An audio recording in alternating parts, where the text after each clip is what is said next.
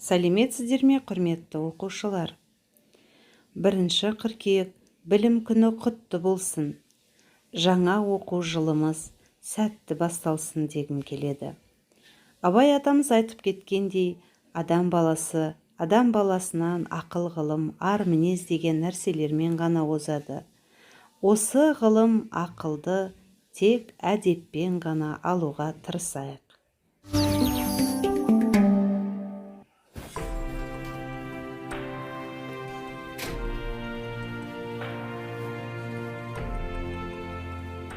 Ислам дінінде сауатты болудың маңызды екені Құранның алғашқы түскен аяттарынан ақ білінеді.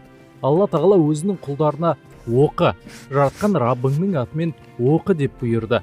Осыған орай, кімде-кім білім жолына түссе, Хақ тағала оған жұмаққа барар жолды жеңілдетеді. Алланы тану үшін де білім керек екенін әрдайым қаперде ұстаған жөн. Сондықтан дұрыс білім алудың маңызы жоғары. Білімді болсақ, биікке шығатынымыз анық. Пайғамбарымыз саллаллаху алейхи уассалам кімде-кім білім іздеу жолына түссе, Алла тағала оған жәннатқа баратын жолды жеңілдетеді деген. Осыған орай мен де бұрын алған білімімді жаңартып, жаңа ақпарат алып, білім көкжиегімді кеңейтуді ойладым. Нұрбек Амиша шет елде болашақ бағдарламасы бойынша білімін жетілдіріп келген маман. Өзге елдің оқу жүйесімен танысып, өз саласында қызметкерлермен тәжірибе алмасып келген ол, білім алу барысында қай елде болсаңыз да әдепті болу қажет екенін айтады. Сен арқылы басқа елдің менталитетін таниды, сен арқылы басқа елдің мінез құлқын, болмаса әдет ғұрпын таниды. Жалпы еуропалықтардың, оның ішінде ағылшын ұлтының әдебі бұл өте білім алудағы, әсіресе білім берудегі олардың қоғамдық орындарда, әсіресе жаңа айтқандай, білім алу орталарындағы олардың бір-біріне деген сыйластығы. Бір-біріне деген білім алушы ретінде сені тұлға ретінде қарауы, сені сыйлауға тырысады. Менің алған бір тәлім, мүмкін тәрбиенің біреуі сол шығар, бұл кітапханалардағы адамның жүріс-тұрысы, бір-біріне деген сый құрметі. Білім алу кезінде де қандай бір мәлімет іздесең де, қандай бір кітапханашының қызметкерімен жұмыс істесең де, яғни өзінің тұлға екенін сезінетіндігін, өзінің кез келген әдебиетті, кез келген ізденуші ретінде бір мәлімет ізденудегі өзінің бір ізденуші, басқа мемлекеттен келген білім алушы ретіндегі өзінің бір мәдениетін сезінесіз. Бұл да бір әдептің бір кішкене сабақтары шығар деп ойлаймын. Иә, барлық ілім тұлғаның бойында. Ол кітапта екені бәрімізге белгілі. Кітап білім бұлағы, білім өмір шырағы демекші. Кітаптан білім алайық. Сол білімді сондай ниетпен алған адам, Алла разы болсын деген. Алла мені көріп тұр ғой, естіп тұр ғой, бақылап тұр ғой. Сол сәттегі мен алып жатқан білім қандай деген ниет болса, ондай ниетпен алынған білім ертең жұмсағанда да ол адам сондай ниетпен жұмсалатыны белгілі. Пайғамбарымыз саллаллаху алейхи ва саллям айтқан: "Талабул илми фаридатун аля кулли муслимин ва муслима". Білім үйрену әрбір мұсылман ерге де, мұсылман әйелге де міндетті, парыз деген.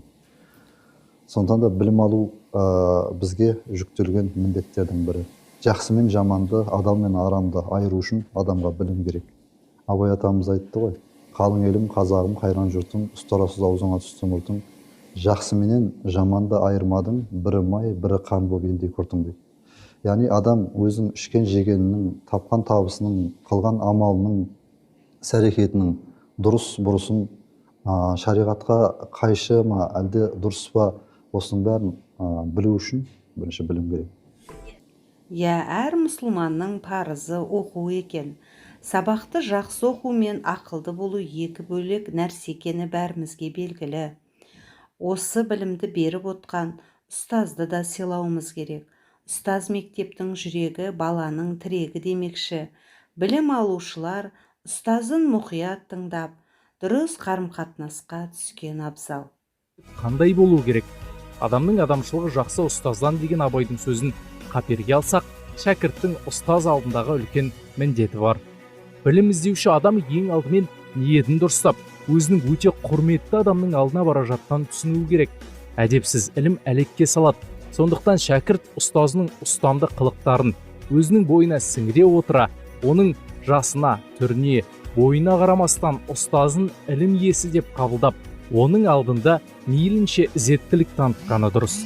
ұстаздың алдында дауыс көтермеу, оған қарсы сөйлеп оғаш қылық танытпау, жинақы отыру адамның парасаттылығының көрінісі. Адам баласы санасы магнит іспеттес. Жақсы нәрсе ойласаң, жақсылыққа жолығасың. Проблемаларды ойласаң, үнемі проблемаға кездесесің. Сондықтан да әрқашан позитивті ойлап, зейініңді жақсыға аударғанымыз абзал.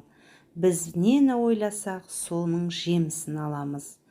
Алдымыздағы тұрған жаңа білімге заманауи көзқараспен қарап, дұрыс қабылдағанымыз абзал. Жанарың ойлы болсын, білімің молдау болсын, ортадан қолдау көрсін, еліңнің көңілі толсын демекпін. Назарларыңызға үлкен рахмет. Сау саламатта болыңыздар.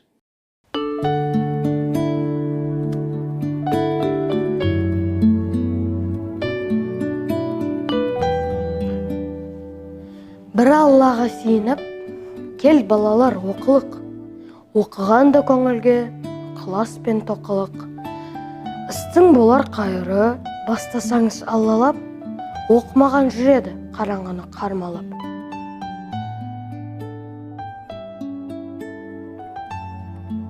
Кел балалар оқылық. Оқығанды көңілге ықылас пен тоқылық. Оқысаңыз балалар, шамнан шырақ жағылар, тілегеннің алдынан іздемей-ақ табылар. Кел балалар оқылық, оқығанды көңілге ықылас пен тоқылық.